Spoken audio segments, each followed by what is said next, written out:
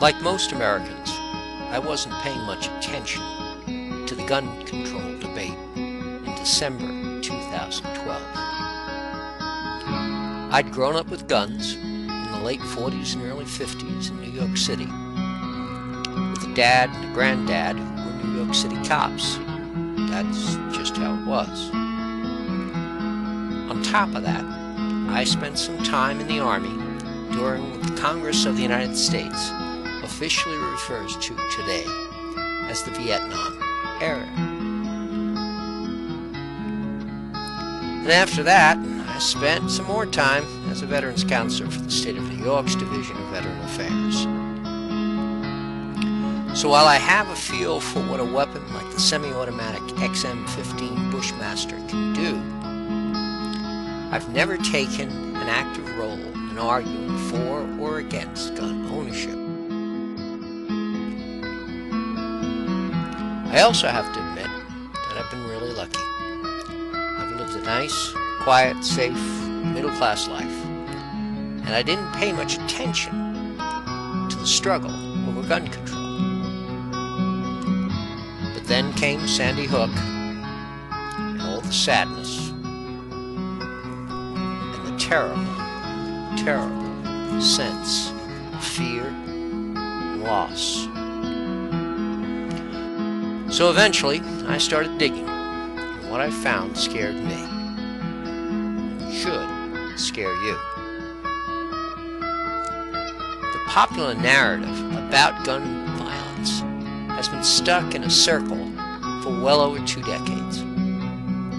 Liberals blame conservatives, and conservatives blame Hollywood and the video game industry. And everyone blames the politicians. The problem is that the more we argue, the more of our countrymen that die. So the more I started questioning what was going on, and the more I dug, the more I noticed something that left me more than a little shaken. The March 1981 attempted assassination of Ronald Reagan and the wounding of Presidential Press Secretary James Brady played a key role in the gun control debate. In the months leading up to his attack, the would-be assassin, John Hinckley Jr., had blundered into a series of medical, legal, and bureaucratic tripwires that had clearly marked him as a potential violent threat. And yet he still had no problem purchasing the .22 caliber revolver he used in the shooting in a Dallas, Texas pawn shop, along with the devastated cartridges that wounded President Reagan, Presidential Press Secretary James Brady, a D.C. police officer, and a Secret Service agent. What made this incident so critical was the fact that the melodrama played itself out on national TV, complete with stop-action commentary by the network's major news anchors. That in turn led to a pivotal shift in public opinion about gun control, and eventually, in 1994, to the passage of the so-called Brady Bill. That in turn established a criminal background check system run by the FBI for gun purchases made from federally licensed gun dealers. In Washington, as in the rest of the universe, each action triggers a reaction. Republicans, smarting from the defeat of President Bush in 1992, seized on the gun issue and what they argued was a clear case of federal overreach. That led them to overturn Democratic control of the House of Representatives and led to a gain of 54 seats in a stinging rebuke to the president's federal activism. The National Rifle Association was a key part of the conservative coalition that helped lead the successful charge against the Democrats, who had followed up their success with the Brady Bill by passing the assault weapons ban of 1994. Since then, few pundits and even fewer Democrats have willingly challenged the political oomph of the NRA. Under the leadership of their executive vice president, Mr. Wayne LaPierre, The NRA built a membership of over 4.3 million and set up an overall budget of nearly $19 million, with a lobbying budget that topped well over $7 million in 2012. Digging a little deeper, it isn't too hard to see where a lot of that money went. Much of it funneled through the NRA's Institute for Legislative Action, or ILA, and a lot of it going to key players like the Speaker of the House, John Boehner. Needless to say that NRA didn't leave out the Senate, with generous contributions there going to key members of that august body, including the Senate Minority Leader, Mitch McConnell, who received nearly $20,000 from the NRA, and Senate Majority Leader Harry Reid, who got it despite a less than stellar B rating from the NRA.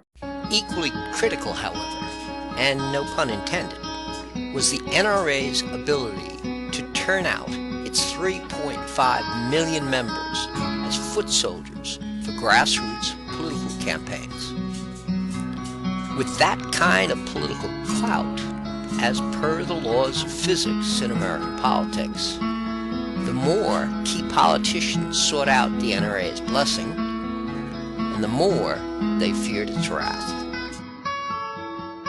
No one can or should question the right of Americans to organize, to pursue what they see as their rights or their interests. But what can and must be questioned is the way the NRA has pursued its gun rights agenda. By the end of the first decade of the 21st century, it was already hard to tell just who was radicalizing who when it came to the gun control debate. And nowhere is that issue more obvious than in the debate over the inclusion of the names from the terrorist watch list in the checks to be run prior to a gun purchase.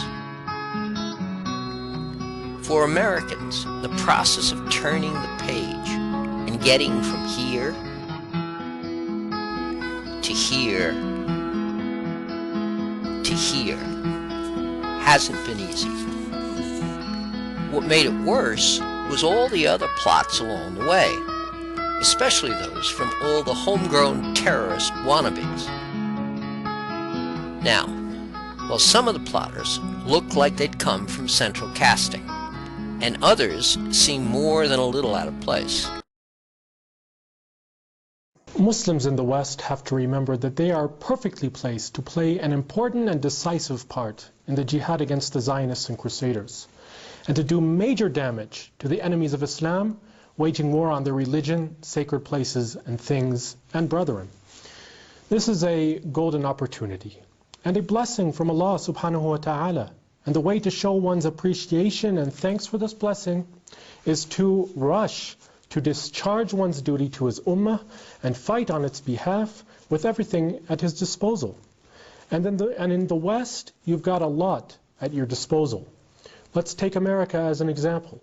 America is absolutely awash with easily obtainable firearms. You can go down to a gun show at the local convention center and come away with a fully automatic assault rifle without a background check, and most likely without having to show an identification card. So what are you waiting for? What all of these plotters had in common was A, they were U.S. citizens, either native-born or naturalized, and B, they were already in the United States, where there was no systems in place to keep them from marching down to their friendly neighborhood gun store or gun show and buying as many weapons and as much ammunition as they would like.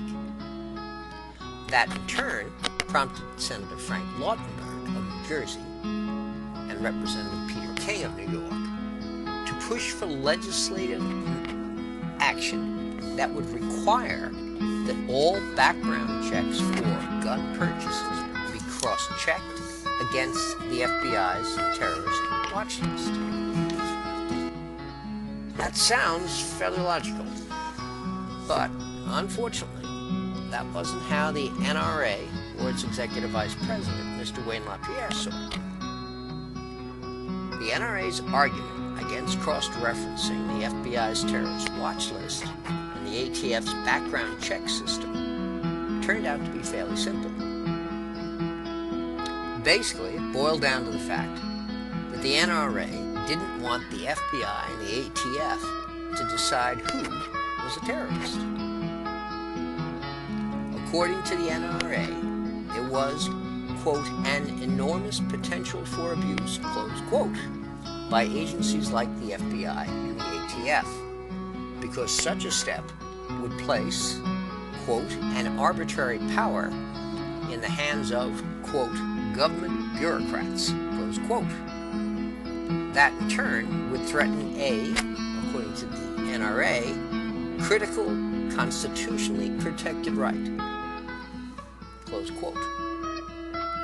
Critics of the NRA, on the other hand, have argued that what Mr. LaPierre and the NRA were really worried about was that a more inclusive gun background check system might help snare some of the FBI's and the ATF's, quote, domestic terror fugitives, close quote. A group that shared the NRA's enthusiasm for the defense, quote unquote, of the Second Amendment. Whether it was a question of protecting, quote, constitutional rights, unquote, or protecting loyal members and self-appointed champions of the cause, is anybody's guess. What was undeniable is the fact that the legislation in question was referred to the Senate and House Judiciary Committees, where unflagging champion, like Senator Lindsey Graham of South Carolina, made sure the bill never made it to the floor of the House or the Senate. The key question is, are you and those you love really safer because of how this played out? If not, what are you going to do about it?